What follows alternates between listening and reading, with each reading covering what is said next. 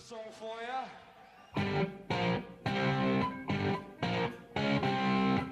You're listening to Deep Purple Smoke on the Podcast. I will do one episode for each song the band recorded in the studio. However, this is a fan podcast and not band endorsed. It's more of a tribute to their long history, well beyond just the hits, and my way of giving something back to a band that has given so much to me. Let's dig in!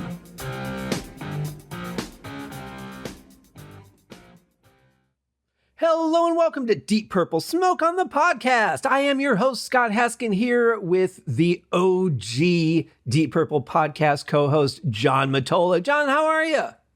I'm great, Scott. How are you? I'm doing great, my friend. So good to have you here. And thanks for, you and I, when we were driving from Michigan to Chicago, seeing back-to-back Deep Purple shows in August, we talked about the possibility of me doing the show. And I was concerned that you guys wouldn't be okay with it, only because that would make you no longer the only Deep Purple podcast. But you guys gave me your blessing, and I really appreciate that. Oh, that's all right. I don't mind. I don't mind a little another party jumping into the conversation, and I look forward to being a guest on the bogus Deep Purple podcast. Well, I am in the Rod Evans era. So yeah, I think, and I think that, and here's our host, Tony Flynn. Well, I was almost worried that I had to take over your spot on the Deep Purple podcast after winning the game on the Christmas episode, which was so much fun. I know that was a frustrating night for you, but I had a blast on that show. Yeah, that was fun. But I was, let's just say that I'm glad that kind of intimate knowledge of Deep Purple facts isn't a prerequisite for being a host on my podcast, or you guys would have kicked me off. So I don't know that. I mean, partially that might have been an issue, but I think a lot of it was just the speed of the game and the connectivity and all that, because it was like some of the questions were over before you got to answer them. And I think that might have been part of the issue. I don't think that game was necessarily reflective of your actual knowledge of the band. Yeah, it's more conversational. I think a lot of our passion for the band comes in through a mix of facts and objective opinions and shared experiences and stuff like that. But there seems to be a big confusion. Like and I remember this when I was working on the Uriah Heep podcast and sent out invites for people to be on the show, and they're like, I really don't know anything about Uriah Heep. You know what? Here's the thing. You don't need to be a musician. You don't need to know anything about music theory or music itself or the band. It's just a matter of whether you like what you're hearing or not. Right, exactly. And that's, I think I was on an early episode, right, for Easy Living. Mm-hmm. Yeah. And I mean, that's probably the song that most non-Heap fans would know if they heard it. And I mean, that's how I knew it. I'm like, all I know is I enjoy the song, so I'd be happy to come on and talk about it. But outside of that, like, no other knowledge of the band, certainly not as much as you have. So yeah. And that's why I did the show, because there's so many people that are like, they knew the name, especially in America, they would know the name, but not the catalog. And I thought, well, this really should be out there. People should have a little extra opportunity and awareness. And because so many of the albums now are out of print, and you can only get digital copies and that. In fact, much like a couple of Deep Purple albums, Abandon was never released on vinyl, and Bananas has such a limited release that if you can find it for under $450, you're pretty damn lucky. Even at $450, it doesn't pop up very often. It's not as accessible to the whole back catalog. So really nice to dig into everything, all the deep tracks like I'm doing here with Purple, because Roger said something to us that first night in Michigan. He said, well, basically in America, we're a legacy band. And don't disagree with him, but it really bothers me because, yes, I mean, Smoke in the Water is a great song, Highway Star, Hush, all that. But there's so many great album tracks that just don't get attention because they're album tracks. Yeah, I mean, I agree with that. I think that the only reason they're a legacy band is because they're not big enough for the fans outside of us, outside of maybe whatever the percentage of like the OG fans or fans that are a little on the younger, quote unquote, younger side, like say me and Nate are, is that all they know is like kind of like Uriah Heep. This is like maybe the one or two songs that they've heard on the radio, and they're just like, oh yeah, Smoke on the Water. Right. Don't even realize that they've been releasing albums all along, and they're still releasing albums. So I mean, essentially, that doesn't really make them a legacy act because I mean, look at the shows, the last couple of shows we saw, is they were really heavy on the new album. Like they Yeah. could have just sat back and just done everything from the 70s up to Perfect Strangers and been like, all right, call it a day, no Mhm. encores. But they don't do that, and I think that's pretty awesome. Well, I think they're writers at heart, and writers got to write. And Hmm. Roger, I don't know if he's still doing it now. I didn't ask him, but in an interview, he said he writes a song a day. And he's not releasing a song a day, but he's writing one. He's keeping up those chops. And when you're somebody who's Yeah, a creative, you don't want to just go out and say, "Yeah, here's the thing I painted 40 years ago." You want to say, "Here's what I painted 40 years ago, and here's what I painted yesterday." yeah. And you just, that's what you do. And as a band, I mean, if you're going out and just playing the same songs over and over again, it gets to that point where you're like, why are we doing this? I'm not having fun anymore. You've got to do new stuff. Right, right. And I mean, I'm glad that they're like that because that keeps the engagement um, for us really high. Hmm. Exactly. But here we are, 6 months since our trip in August, or what is it, 5 months since our trip in August. And I'm like, Wow. well, I say that as we're recording this because we're recording this about a month ahead of air date. But I'm like, I still don't get the graphics behind Black Knight. I'm still, every once in a while, I'll like trip over a carpet or something, and I'm like stumbling, and I picture the Black Knight guy, and I'm like, I still don't get that. Uh, yeah, me neither, especially because one of our the last few episodes that Nate and I did some live shows of them, like maybe I think it was about 10 years ago. Hmm. And yeah, I don't know if you seen the video of it because I think there was one in Wacken and the other one was I can't remember where they were, but they were like two live shows and they they had some deeper cuts in there. And then they had some of the standards that they still do, Black Knight being one of them. And one of the things that I said on the show was is like pretty astounding that 10 years ago and now the shows are essentially the same. Like it doesn't Hmm. sound like they really lost a step. Like we were watching that show and I'm like, wow. I said after just hearing them, this sounds like pretty much like the same level that they're playing at now, which is Yeah. great to know. They're not like deteriorating. But my point being is that the stage show and the light show was kind of cooler back then. I'm like, why didn't they just do what they were doing then? They had they didn't have the silly graphic Yeah. up there of the guy stumbling around or whatever. They had lights. I think it was like flames. There was one part where they had like a projected like kind of like stained glass window. I mean, it was very rock looking, very cool. I mean, this I don't know what this other one is, but we've pontificated enough about that. Um, Yeah, that's it. That's anyways, interesting. And I think what amazed me the most was how great Ian Gillan sounded. I mean, mm, because I've heard him on tours where he hasn't sounded that great, and it just may have been like the night or he was sick that yeah. week or whatever. But man, he sounded so good at those shows. Oh, absolutely. Yeah. So good. And I always find the stage show interesting because I'm not really there to watch a screen, or unless they're showing the band, like, highlighting Don Airy or what Ian Pace is playing or whatever. I could care less about the stage show. I'm there to get that connection with the band and feel their performance and be a Yeah. part of that. The rest of it, I pretty incidental to me. Yeah. Yeah. Well, before we start, I have to tell you, I had the weirdest dream this morning. Um, as is typical, I wake up once or twice in the middle of the night, and I sometimes I'll just like take a quick look at my email, especially if I'm doing a morning podcast. Want to make sure that maybe my guest hasn't sent me a message saying, "Hey, I can't do it," or "Can we do it an hour earlier or later," or whatever. So I woke up in the middle of the night and I checked, and I had some, you always get these insurance quote junk mails that, hey, we can save you money, and like you don't even know what I'm paying, or the fact that I don't even own a car, but and like I'm gonna get insurance from some random thing I get over the internet. Um, but I went back to sleep, and I had this really weird dream that I was in Vegas, and for some reason I was walking around on the strip, and I woke up in my dream. I didn't go to bed, but I woke up in a room in the Venetian, and I'm like, I don't know where I am. I don't know where my clothes are. How did I get here? and I look at this note, and there's a handwritten note that says, "Remember, blah blah company for all your insurance needs." And I'm like, an insurance agent put me here, and it was just like the weirdest dream I've ever had. And I'm like, this is interesting how the brain works in having like that Yeah. one, like the last thing you think of before you fall asleep becomes your first dream. And I'm like, it was the strangest thing. And my clothes were like all laid out on the bathroom sink. And like, this is just so strange.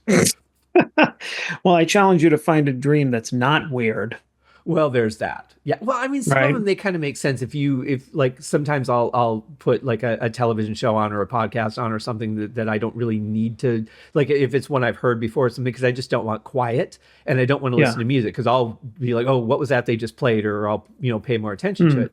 But with talk, I can sometimes just kind of fall asleep.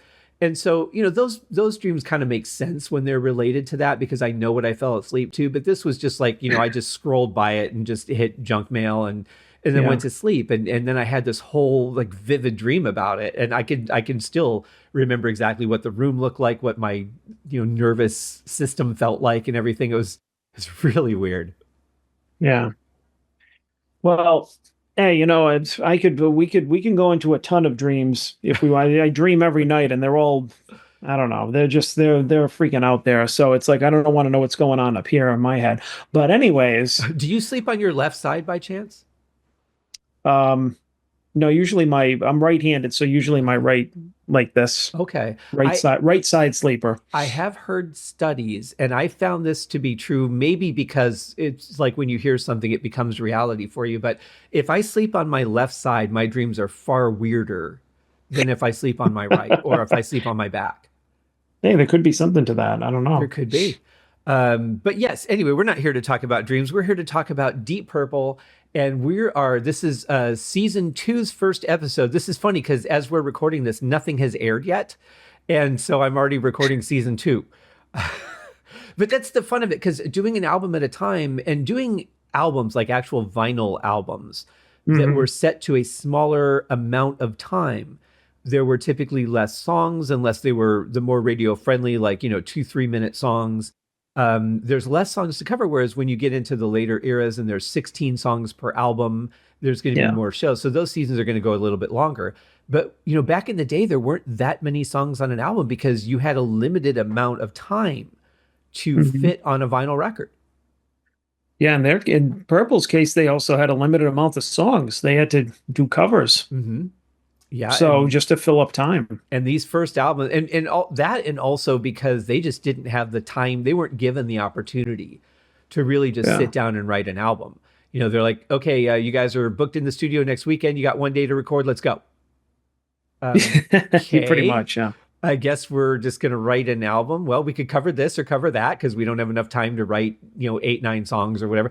And especially with Shades of Deep Purple, because they weren't even rehearsing for that long before they cut the album. They I don't even know how well they actually knew each other before they did that. And still, it's a pretty amazing album with songs like Mandrake Root, and Hmm. writing or doing a hit cover with Hush, an amazing version of that.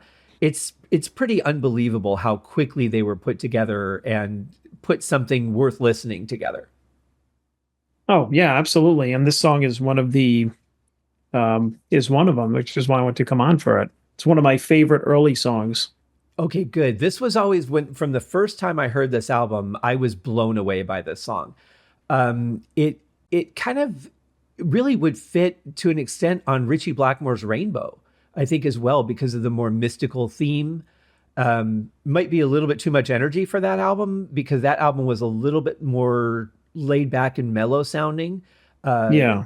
Even songs like oh God, what's the first one? Man on the Silver Mountain. Yeah. Very, very, very mellow version of that until you hear the on stage version and you're like, okay, this song rocks. Right. But the studio version, I think this song would have fit well theme wise on that album. Yeah, I think so. Just because of maybe the lyrical themes Hmm. more um than the music. Yeah. Because the music is the tempo is pretty driving on this one. Yeah, So. it really is. And now, what do you think of the sound of Book of Taliesin? Because I don't really feel like they upgraded a whole lot from Shades of Deep Purple sound wise.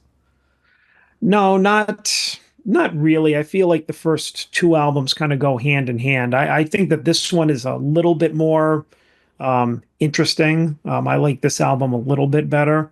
I made it public knowledge that the self-titled Deep Purple album is like way beyond the first two. I Yeah. like that one much better. But of I think like you go like one, two, three. That's also the order of like the Mark One albums. Probably my favorites is like this one would be right in the middle. Hmm. So yeah, I mean, it still sounds pretty dated to the time.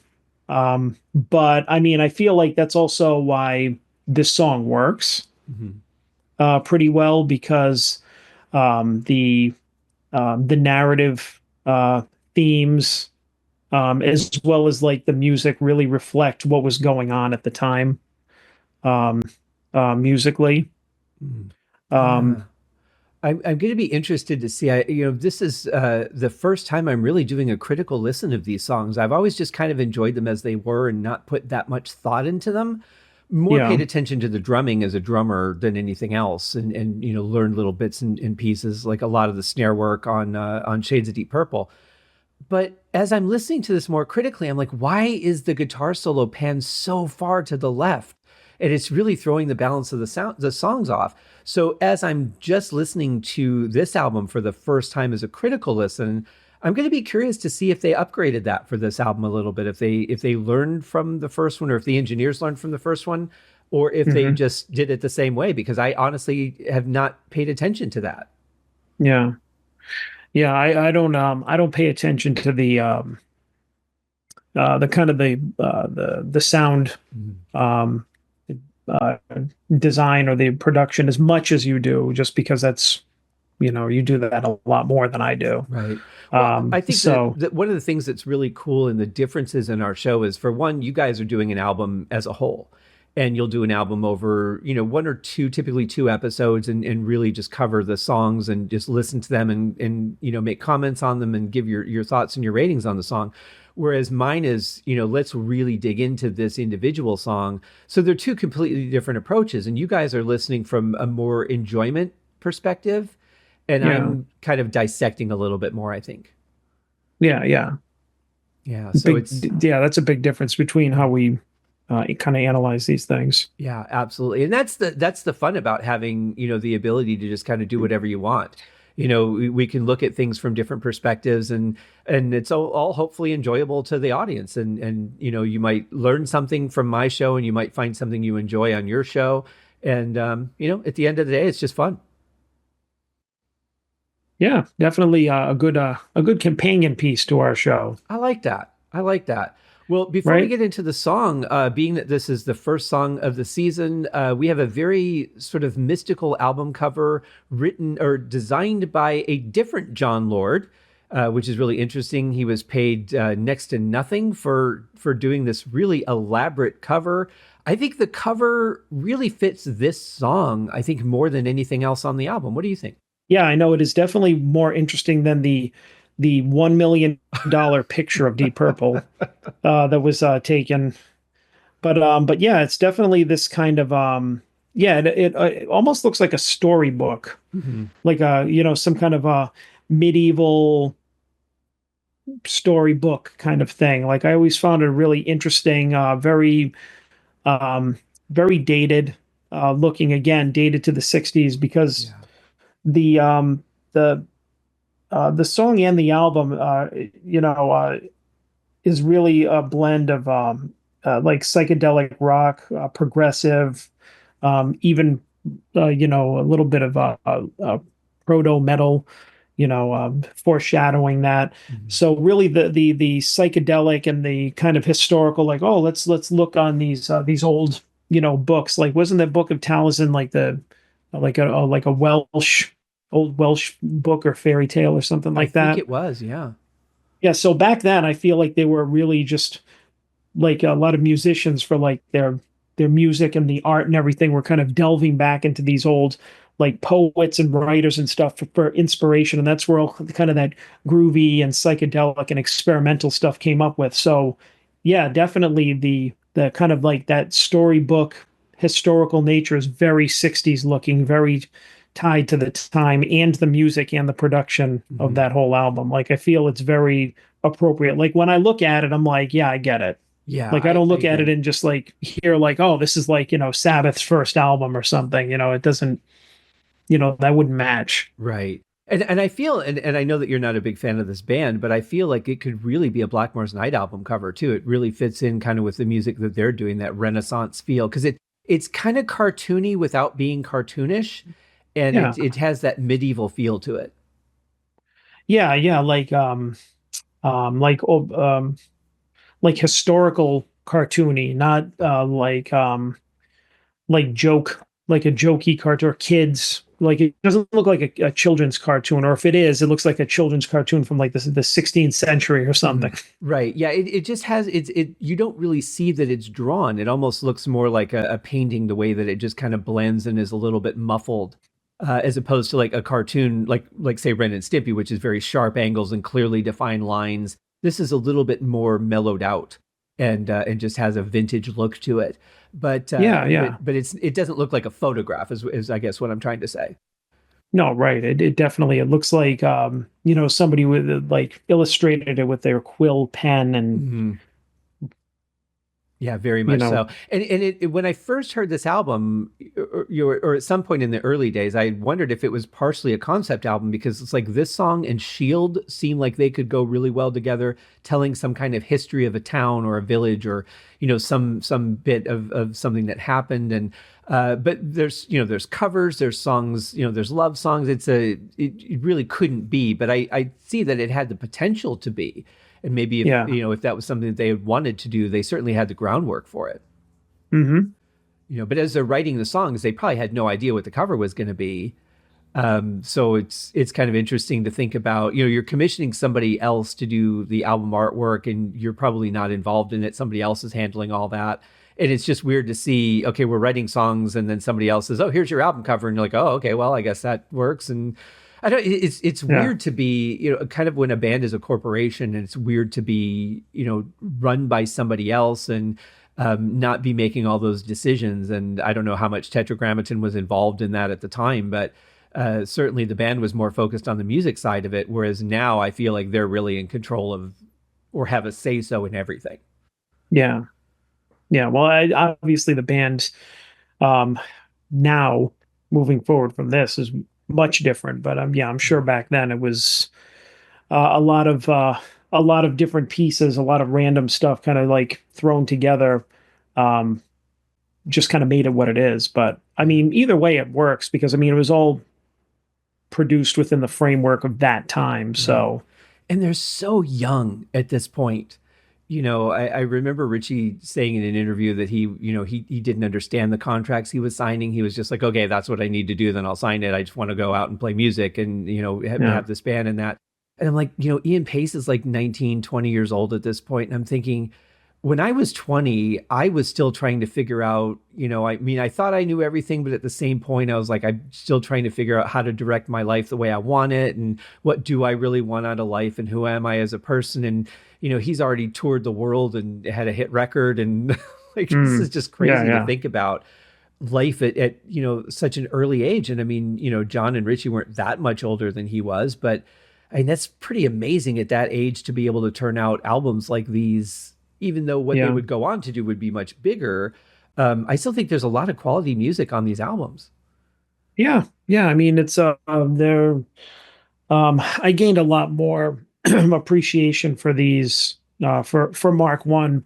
I think after we listened to them on our show Mhm. and then went back and we're doing more like kind of dives into them like in different ways. Like we did an album review and then kind of segments on each member and then maybe going back and talking about like a song or just whatever. But the more you get into it and the more I've been paying attention to it, I'm like, all right, these aren't like wholly like unlistenable. Like I would just think like they're probably like lesser interesting than what came later, but they're still interesting in their own right. There's still some good stuff on there. And sometimes if you're in the mood for it, it's not bad because there's a lot of you really have to be in the mood for some really kind of experimental proggy type of stuff Yeah. because that's pretty much what this is. Well, and I think that's the beauty of doing these shows is it's easy to listen to something and say, okay, I really don't like that, or that's not my thing, and just put it away and never listening to it again. And then when we're doing these podcasts and we're saying, okay, well, if we're going to go over every album or every song, we have to listen to songs that we might have dismissed or never heard before or heard once and just gone,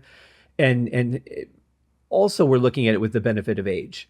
We have Yeah. more experience. Our tastes have changed. And I always say, if there's a food you don't like, or if there's a band you don't like, wait a decade and give it another try. Who knows? You may feel completely different about it at another time in life. True.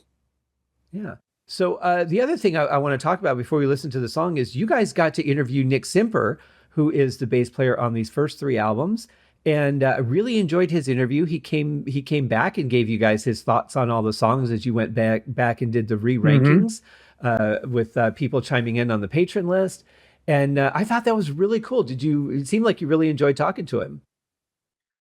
Yeah, he was probably one of my favorite interviews because as you know, I'm not I don't love doing interviews because I feel kind of like ill at ease because Mm. it's this person that I've never met and I'm like, why would they care about talking to me, right?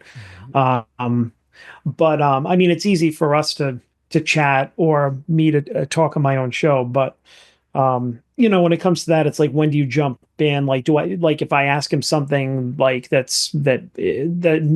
could it be like unintentionally like upset him or something, Mhm. so I'm always kind of like worried about that. But after a bunch of times of kind of doing interviews where really Nate did most of the talking, I enjoyed this one because he was like really conversational and a nice guy. Mhm. And also, um, he's out there too. It's not like if we got an interview with Rod Evans, who the hell knows where he is, but Nick is still out there Mhm. playing music Yeah. and promoting things and releasing things. So he's never really been hidden away. But just to know that you're sitting there with the original bass player from Deep Purple and you're chatting with him and he's giving you his thoughts and impression on the song, that was really cool because that's like one of the original guys, Mhm. Yeah, and the Uh, fact that he's still playing Deep Purple songs, he still cares about the music 50 years later, and after his bitter departure from the band,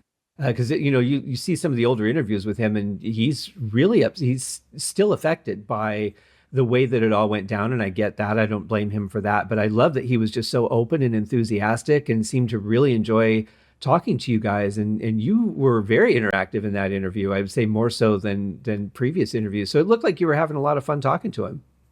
yeah, well, he was a cool interview to get too, Yeah. because that's also talking to one of the people that helped build the basis for the band that we love today. Like he obviously has nothing to do with the band now and hasn't for many years, but let's face it, if it wasn't for the original guys that got together and made those first three albums, there wouldn't be a Deep Purple. That's right. And also if you think about the foundation he laid in the song Mandrake Root for what they would go on to do on stage in their longest, 20 to 30-minute jam, that Mhm. that da that Roger would go on to play, and I mean that Yeah, that came from him, and how different their live show would have been without that one song.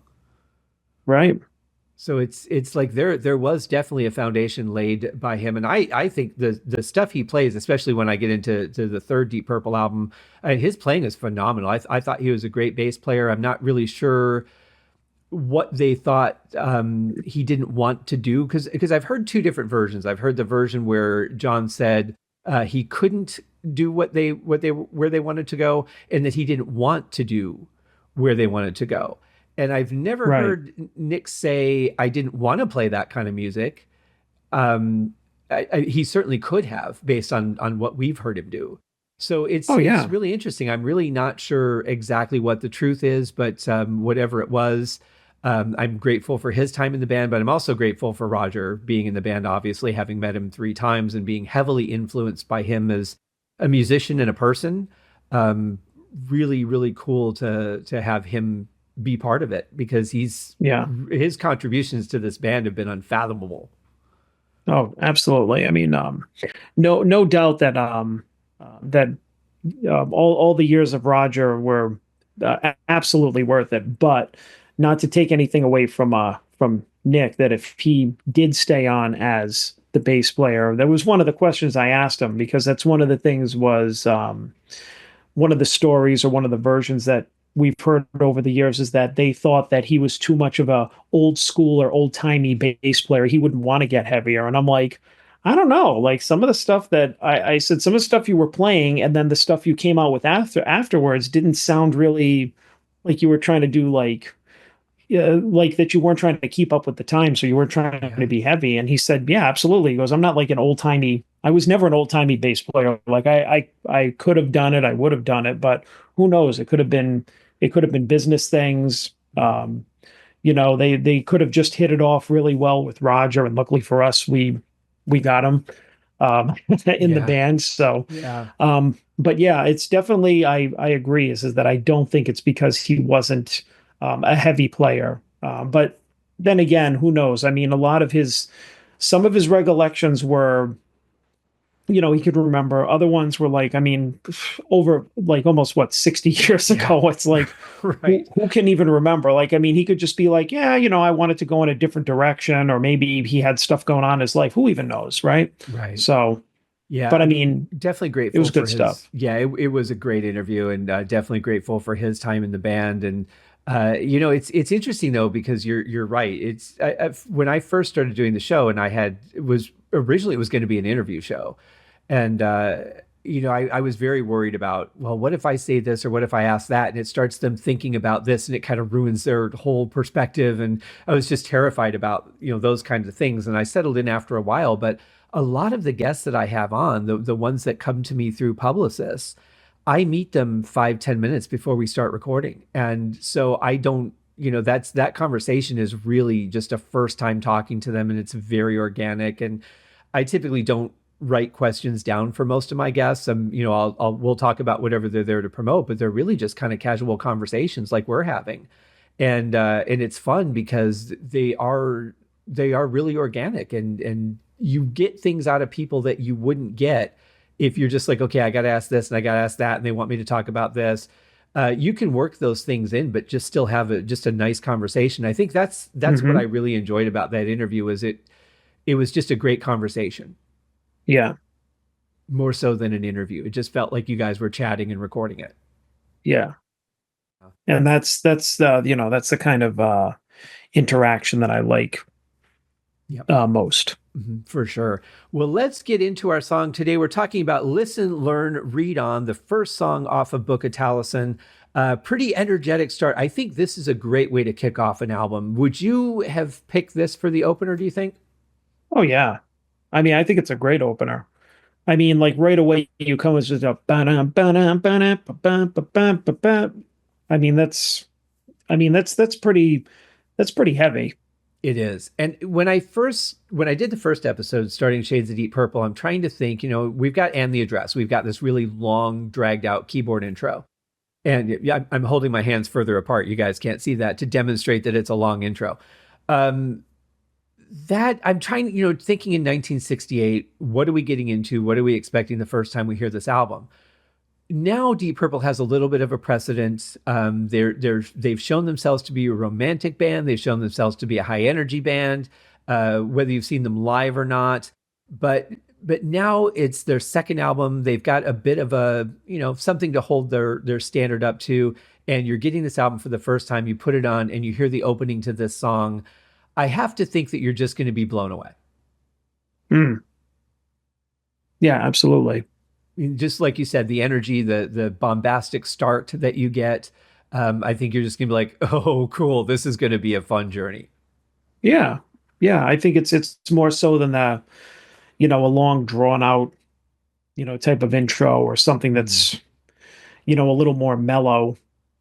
Yeah. And I think my other favorite part about this album is that they ditched all the sound effects. On Shades of Oh, Deep Purple, yeah. every song had to have some sort of sound effects that I still up through, all the episodes, I'm like, other than One More Rainy Day and kind of Hush, I could make an argument for. I don't understand the particular sounds that were chosen by whomever chose them for any of the songs. They were just like, okay, we're just going to pick a sound and put it on a song. Yeah, pretty much. I mean, was the one that was like whale, it sounded like whale calls, and there was Hmm. another one which was like just sounded like a busy like urban street with horns honking, and Hmm. it's like what is this? Like Yeah. even the wolf howling at the beginning of Hush, you're like, what does that have to do with anything? Well, the only thing I can think of, and really I came to this conclusion through David Coverdale more than anything else, is just thinking about that primal, I'm in love and I'm gonna get laid, ow, ow, ow, ow kind of thing, that just that primal urge. And that's really about as close as an explanation as I can come to make an argument for that sound in Hush. Obviously, One More Rainy Day having the thunderstorm, but the rest of them, I'm just like, okay, we've got sci-fi sounds, we've got mosquitoes, we've got honks, and yeah, I don't know where they're going with this. Yeah, but I'm glad that I agree with you. I'm glad that they ditched all that for this album. Well, let's get into our song. Here is Listen, Learn, Read On.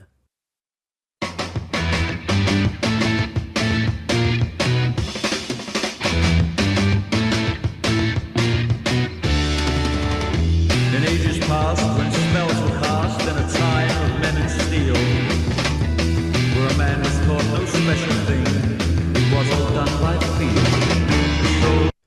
So when we started the Zoom call, and I've had to change my setup a little bit based on a Windows update, poor John was hearing that Rod Evans delay and nothing else of my Yeah, voice. So I had to reconfigure really quickly.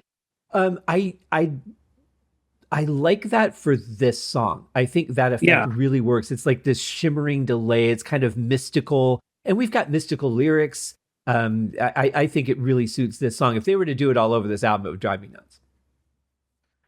yeah. No, I think that they kind of they picked the right sound for Rod's vocals because it's more like he's narrating Hmm. the song, mysticism and mythology, like that whole thing. So it's giving it that kind of otherworldly, kind of like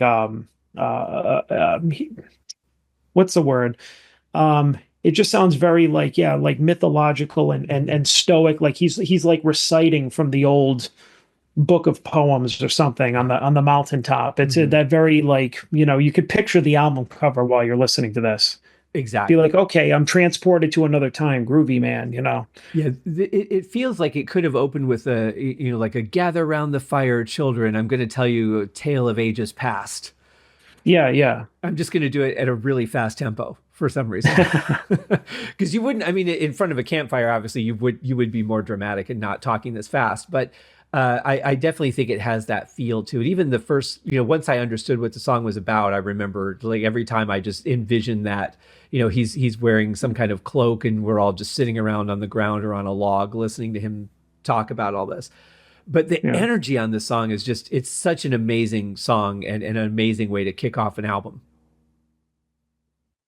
I will also add that the mix I'm already happier with because Richie is only slightly to the left instead of all the way to the left.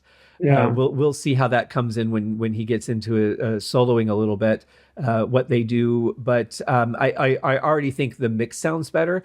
But the drum sound is almost exactly the same as Shades of Deep Purple. It's like they could have recorded them on the same in the same setup. Yeah. So I mean, yeah, I mean, you could just tell. I mean, Pacey's a great drummer. mhm. That's not reflected in the sound. Or the sound doesn't really hurt it. I mean, if you Yeah. really just listen to the music and ignore maybe the sonics, Mhm. you could just tell how driving and hungry and energetic he was. I agree. And much like Shades of Deep Purple, I will say I could use a little bit more kick drum. I want that pounding on my chest a little bit more. Like Yeah. when we saw them in Michigan and I was concerned that one of my ribs was going to crack for how much bass drum we were getting in the PA. Yeah. And we were like halfway up the bowl, I would say, of seats. We weren't that close to the stage. I mean, we had a good view, but we weren't that close and still I felt that really cracking my chest. Yeah. That was pretty sweet. The next night in Chicago, I think, was a little bit more balanced. But man, that first night, I was like, wow, this is. And these guys are in their 70s and they're still just pounding out amazing music. I don't want to Oh say yeah. pounding out like they're not giving it quality. I just mean like the intensity of it is, Yeah. and the PA mix was just wow. That was such a great trip.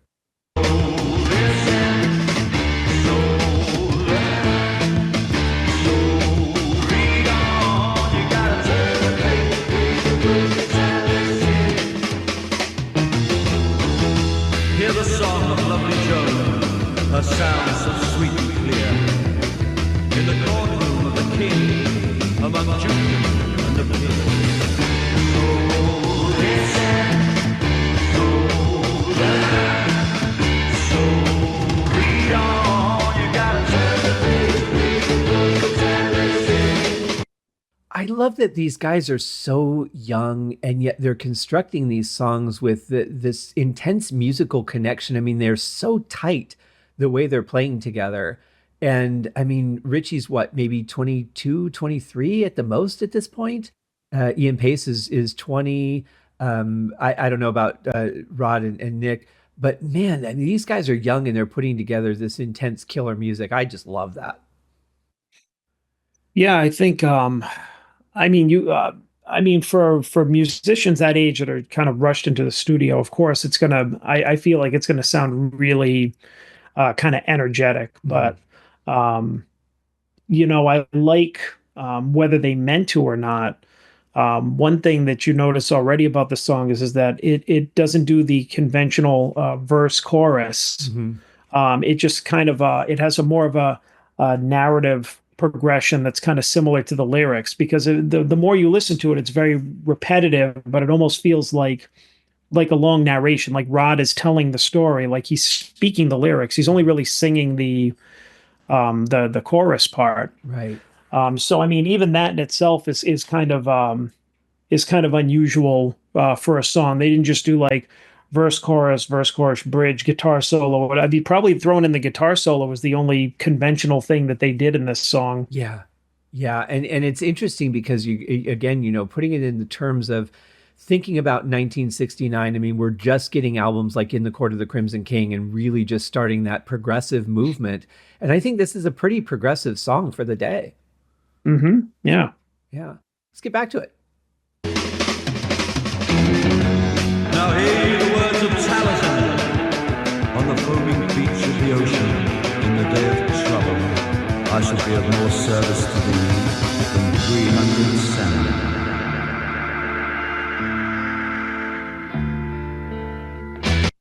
I just love that little refrain. It's like this intense vocal washout and then just this gentle little organ in the back from John. Yeah, I mean it's like yeah, it's well, first of all, I mean I love Nick Simper's like just fuzzed out bass solo in the background. He's Mhm. just going off. Yeah. And Pacey just throwing in his little fills and everything while Rod is just still proclaiming the the mystical lyrics, and then it slows down like really for a second, and then just boom right back into the intro and then to the verse. Yeah, this is like one of those calm before the storm moments where you're like, okay, I just got to give him a little bit of a break before we hit it again because we've given him a lot already. Yeah, yeah. But one of the things I like about that is they didn't like take any sections here and go too much with them. Like they didn't stop and have John Lord do like a 5 minute long, Yeah. just kind of like little mini concerto in the middle that slows everything down. I mean, I like that. That's one of the things I like about this song is that it keeps moving along, but it has a lot of different parts to it. But I really like that it takes a breath here too, and then just goes right back into it. Like you said, nothing too long and that changes the direction of the song, but just enough to go, okay, now we're gonna hit it again. Yeah, yeah.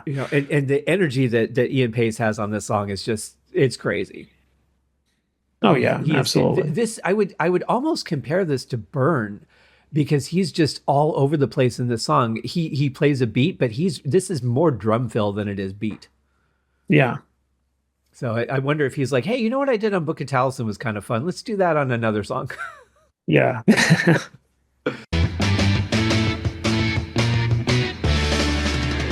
The hay bounds across the page, past castles white and fair, to dreaming chessmen on their boards with a fool's maze as a snare. So listen, so learn, so read on. You gotta take the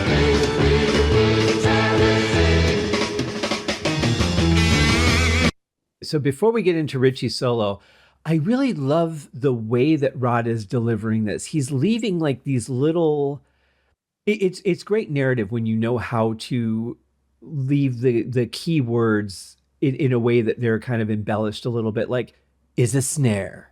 It's like he's like, this is important. He's putting emphasis on that. And it's almost like he's like, get it? This is the key word, Yeah. you know? Yeah. I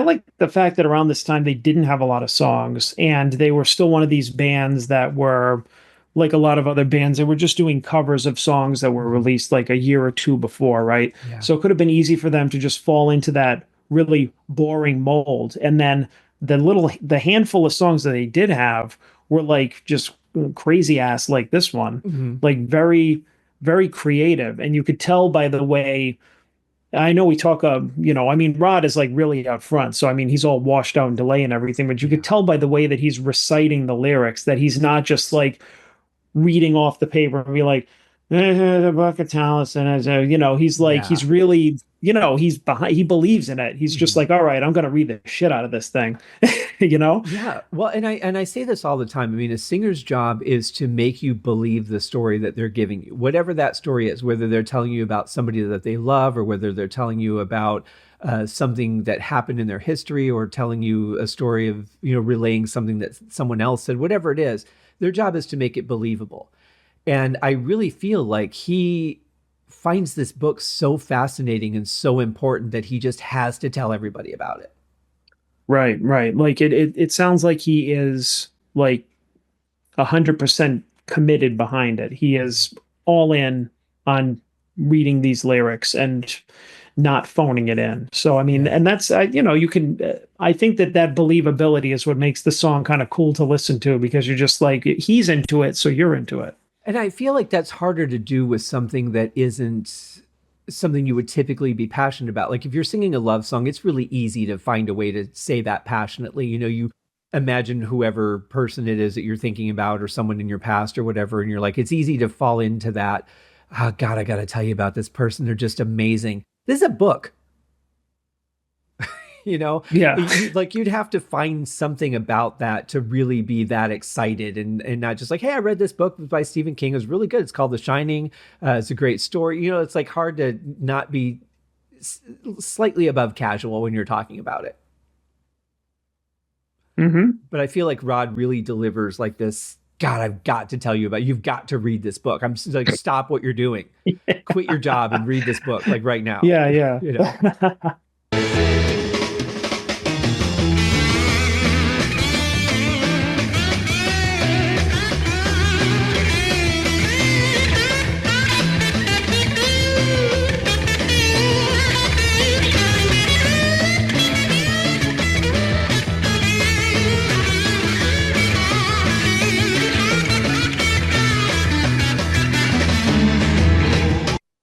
Okay, before we talk about Richie, I love what Nick Simfer's playing in the background. I don't think I've ever paid attention to that before, but he is all over the register. You know what? Do you think we could go back? Because I was just focused on what Richie was doing. Yeah. Okay. And I've been listening to Nick a lot through this song too. So, okay. Before we do that, I'll just say on Richie's tone, for one, he's more center pan, which I think is much better for the solo. So already I'm liking the mix on this more than Shades. But he is Bendy McBenderson in this solo. He's just like every note. He's like, how can I bend this one? Well, that's kind of the problem I have with this is like his tone is really sharp. Very sharp, yeah. But it's sharp and it's kind of a brief solo, but it's just like I haven't made it a secret. I just really disliked his playing around this time because it's like this solo, and I don't know if it's you could be a great guitar player, right? You could be the best, and if you don't have any preparation or whatever, then you're not going to sound good. Now, I don't know if this was a first take or if they're just like, yeah, come up with something and we don't have any money to do it over. But he sounded like he was just kind of just making up shit on the spot and not really knowing what he was doing. The solo always sounded like he was floundering, Hmm. like with the bends and just kind of like kind of stumbling through some notes and the I guess you could argue like some of the bends and the spaces that he leaves and stuff like that could be his playing, but to me it just sounds like meandering, and the Yeah. solo doesn't really, it's not melodic, it doesn't go anywhere, it doesn't represent how great he was going to be in the next like year. I can understand that. Yeah. And I think too that I've heard him talk very little about Mark One, but one of the things he has says is that they were searching for identity. And I think Yeah. that you can kind of get that in some of the solos as well, as that he was trying to figure out who are we? Who do we want to be? Who do we think we are? But also I've heard him talk about something called searching for notes, and he goes he's always searching for notes, and you can kind of hear that in his live stuff where he's always trying to find where he wants to be. And that's one of the things that he said about Steve Morse is that he doesn't search for notes. I'm like, well, that's because he knows what he wants. Right. Whereas I think Richie's always trying to attain some new thing. And I don't think there's anything wrong with either style. It's just a matter of where you want to be. But I feel like in this era, very much he's searching for that. He's, I'm in the song, so I have to play something. Yeah. But I'm Well, kind of trying to figure out where I want to be in that song. on this song he didn't find it. It is a very haphazard solo, I will say. Definitely not one that I would say would ever be on a list of his best, but it is an effort. I'll say that. Yeah, it's a solo. That's all I'm going to say about that. Let's go back to the beginning and see what Nick was doing.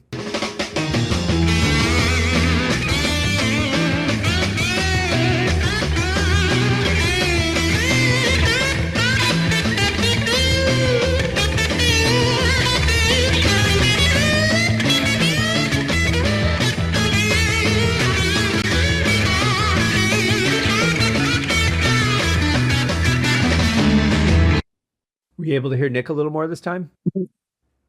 I'm like trying to pay attention with Richie. Shut up! I said that solo was just so grating. I couldn't even. But yes, but I did. I was able to like listen more to him, and yeah, like I mean, Nicky's doing that, just walking bass line back there. Mhm. He's just kind of he's grooving. He's not just like chugging on the root note or doing anything uninteresting. I mean, he was like really such a great and melodic player. Like the rest of the song was melodic too. Like even when you hear, I know we're maybe jumping ahead, but during the or behind, but during the verses, you hear even John Lord. He's just kind of like tinkering around a little bit in the background. He's a bum, bum, ba, da, da, da, da, da, da, da, da, da. He's just Mhm. kind of doing these little melodic, like like he's kind of in the background going like, going Hey. like this. Yeah, and I'm kind of wiggling my fingers in the air. Yeah. He's kind of like doing his little thing while Richie and Pacey are kind of like providing like that kind of the staccato, like the beat, and Mhm. him and Nikki are providing like the melody and the movement of the song while Rod is reciting. Right. Uh, but yeah, so I would say the only thing about the song so far that's just horrendous is this guitar solo. Like I can't, even when I was trying to listen to Nick, I'm just like, oh my God, this thing's like nailed on a chalkboard. I can't pay attention. I think a lot of the problem is there's a lot of high gain on the solo, and it's really making the Yeah, guitar very sharp and kind of hitting what wouldn't be an ear piercing frequency if it was EQ'd better. It's yeah, it's a little too sharp for the mellow sound of the album, and that is definitely distracting. I think it's partially yeah. what he's playing because he's kind of noodling here and there, but it's also the sound is just too sharp. But Nick goes back to that root note to reset for the next pass, but then he goes like an octave up, and he's playing even higher than that, and then he does an octave up root note, and then he goes back to the first root note. It's just Mhm. it's just such a great groove. I kind of want to hear a song based around that and see what they could do with that, because I think that's another thing that they could have done on stage and really dragged out for a good 5-10 minutes in a live jam. Oh, absolutely. I think this would have been a cool song to do live, or if Mhm. somebody was going to cover it, kind of a cool song to play live, And I don't you know I've know? ever heard a cover version of this, but yeah, this would be a fun song to cover. I think so. Yeah, it's very different, but I Mhm. mean, it has a lot of great elements in it. But yeah, I think what we would call the Candy Givens effect was what was placed on Richie's guitar solo. Maybe if we're EQ'd differently, maybe it would be a little more palatable. But Yeah. yeah, this just Richie's playing overall on the first couple of albums just weren't my favorite. So thank Mm. goodness he found the notes and just Yeah. became iconic. But at this time, like I will say his rhythm playing was I never had a problem with. Yeah. And this is interesting because he did a lot more rhythm playing than he would later, which is how John Lord developed his rhythm organ style because Ritchie didn't Hmm. want to play rhythms as much, and now he's pretty much just solos all the way through a song.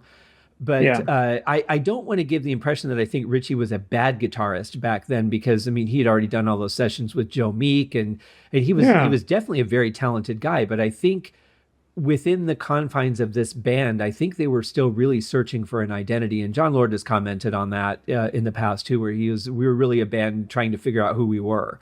And I think the pressures of, okay, get in the studio and record an album, you have 2 days, did not help them produce what they could have.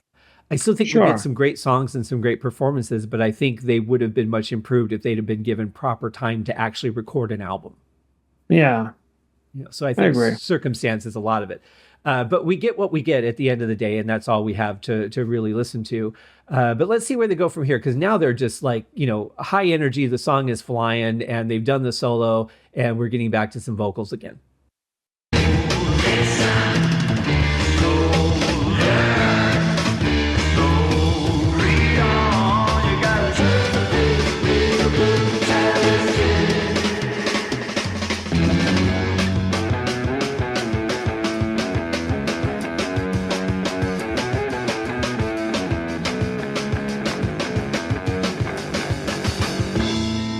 Three times I have been born. I know through meditation. So that was a killer bass solo, and I think this is the only real bass solo that we get from Nick on all three albums, if I'm not mistaken. Um, I can't remember offhand, but I think I might have said before that that's a hot take, but this is neck and neck with like Roger's bass solo on Pictures of Home Yeah. for like my favorite Deep Purple bass breakdown. Like Mm. this is wild. I mean, I love that this is the part of the song that I like because you get it twice because you get it once that first kind of like bridge where Rod is reciting over it, and then the second one where they're just like, take it away, Nikki. Yeah. Yeah, and Um, I love the sound he's getting. It's a really heavy, distorted bass for the day, yeah. and he's just all over it. And again, it kind of makes me question why they would think that he couldn't or wouldn't want to go in that direction, unless he was complaining or anything behind the scenes. But I mean, certainly from what we're getting on record, he could have easily played on In Rock. No question in my mind. Oh yeah. Yeah, I Hmm. think I'm also distracted by the fact that you brought up Candy Givens. Uh, I'll just point out that as much as I love your show, and I have loved every episode of your show, as we're recording this, you guys have produced 299 episodes, which is the same number that the Uriah Heep podcast went to.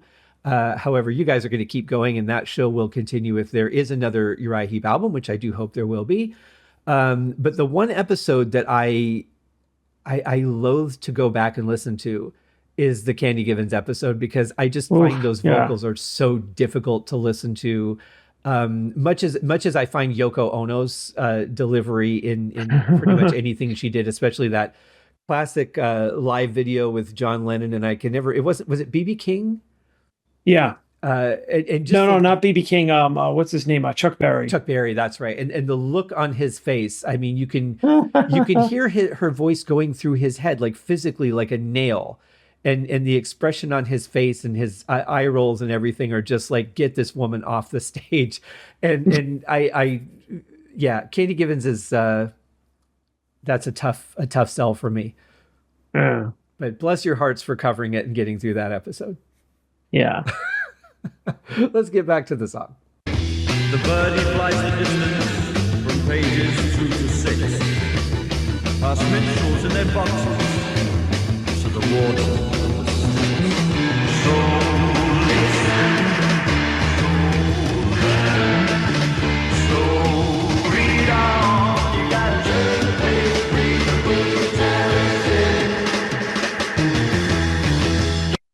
other thing while I was thinking about it, I meant to say earlier is that I love that when Nick solo came on, everybody else just backed off. It was just him and Ian Yep. Pace. Richie and John just gave him room to shine and do his thing. And I thought that was a really cool way to bring that out. Oh yeah. Well, I mean, there's no other way you could have done it. So, And then in this um, this last verse we have here, I love that extra shimmer wash during the vocals. So they're playing that, that one part out while he's continuing to sing, and it really adds some good emphasis and intensity to the vocal line.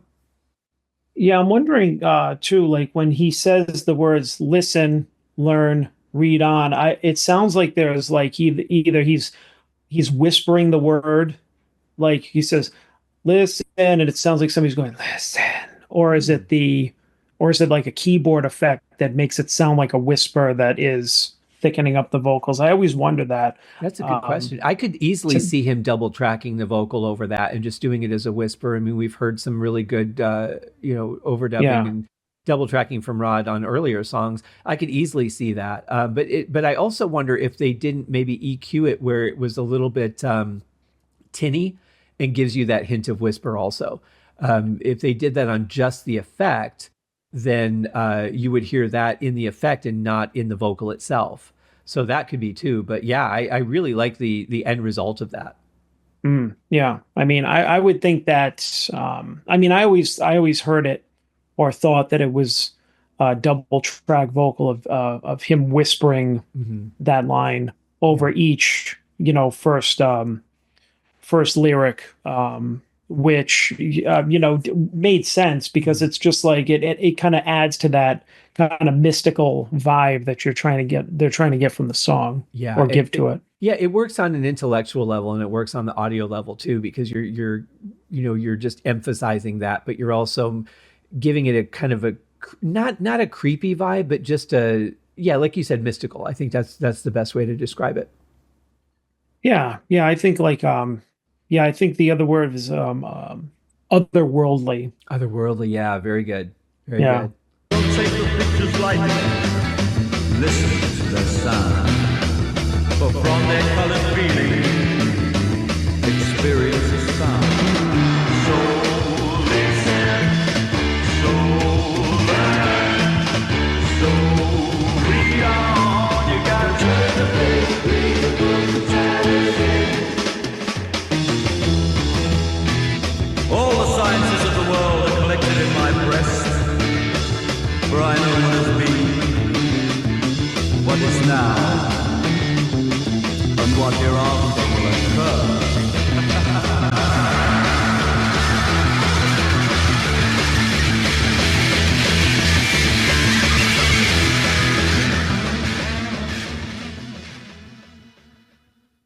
I always wondered what happened after they faded the song out. I mean, for one, that's like the world's fastest fade.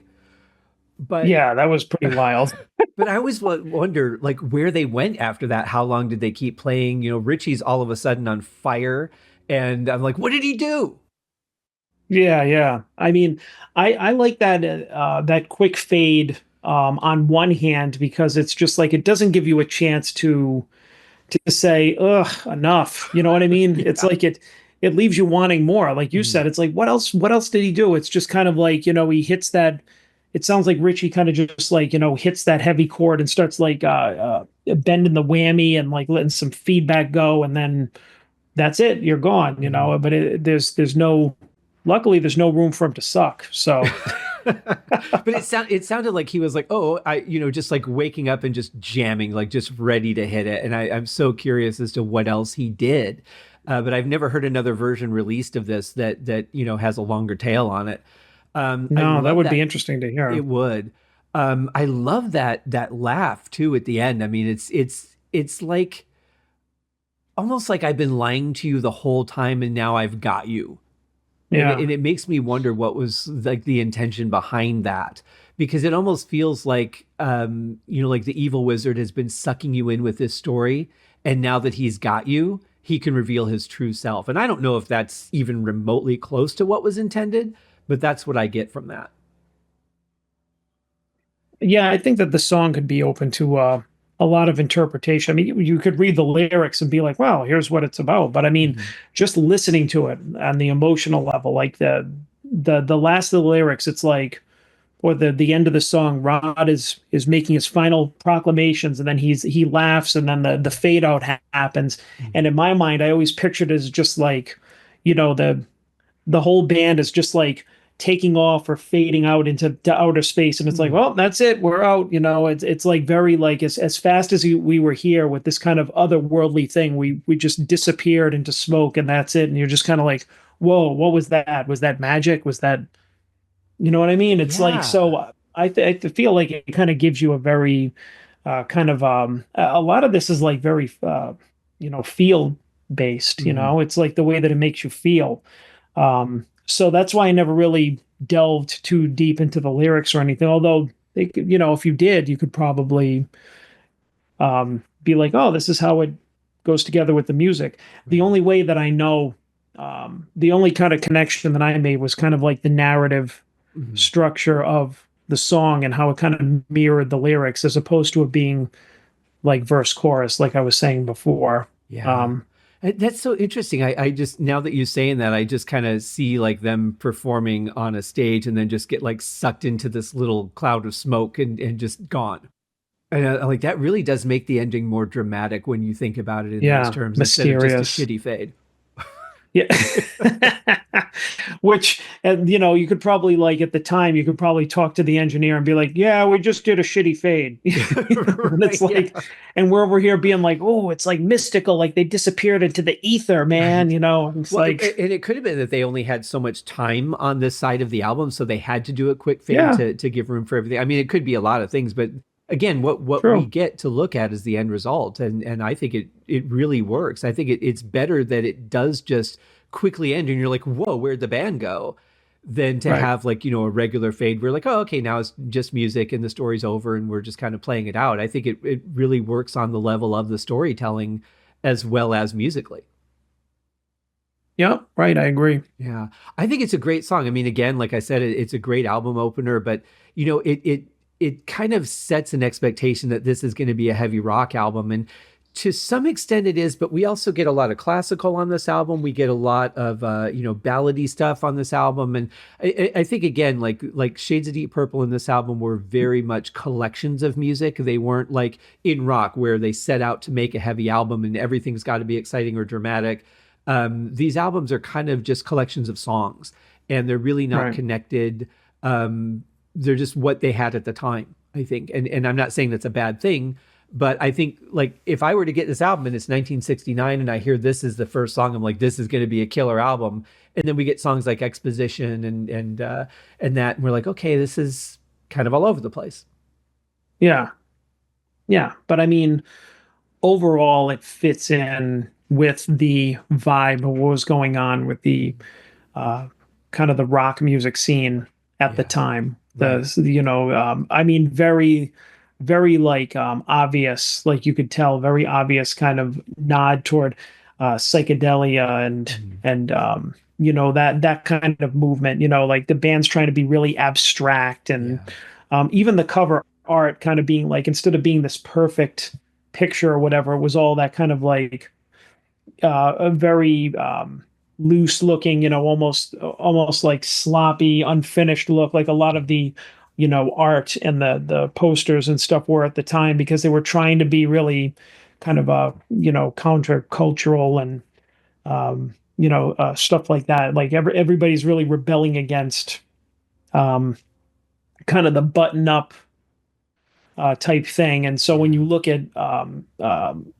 like posters or album covers from like them or Cream or something else, it's all got that same kind of like vibrant Mhm. countercultural kind of art to it. And yeah, I think that it's yeah, it was pretty cool. I mean, definitely of the time. I think that Yeah. they were doing what a lot of other bands were doing, but I think at least this one, it was done pretty well. Yeah, and I love that they knew when to lay back a little bit and they knew when to just fill up every little bit of space. And I think this is a great example of the technology at the time, doing that shimmering delay and a couple of specific placements where they did it over other lyrics and let that stand out as opposed to just having it at the tail end of or the end of a chorus. I think it's a really, really well constructed song. Obviously, high energy.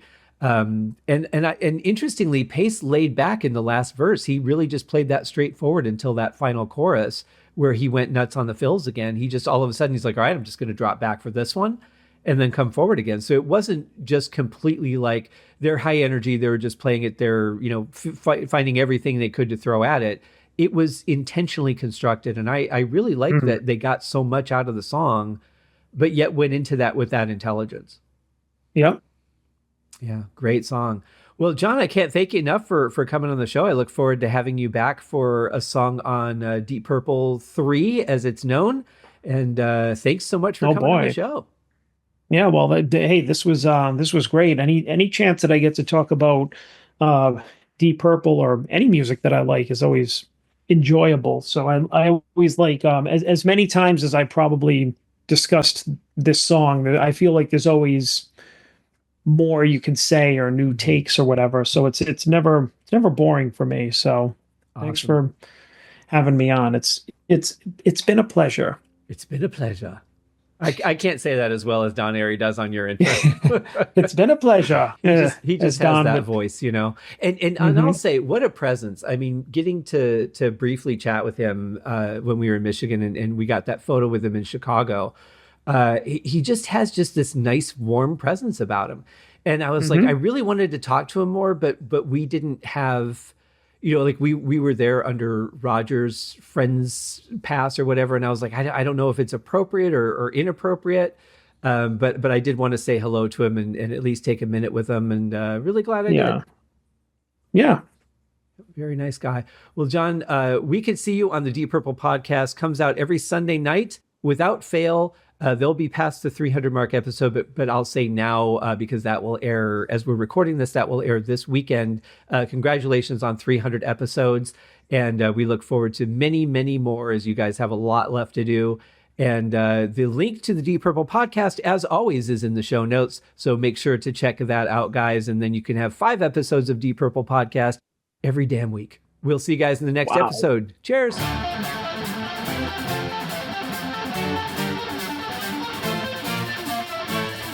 Thanks for listening to Deep Purple Smoke on the Podcast, a tour of the entire Deep Purple studio recordings. Please remember to give the show a rating on Apple Podcasts or wherever you're listening. Leave a comment and tell your friends. I also have a Patreon set up if you'd like to support the show. You can also write to me at smokeonthepodcast@gmail.com. I hope you enjoyed the episode and thanks for listening.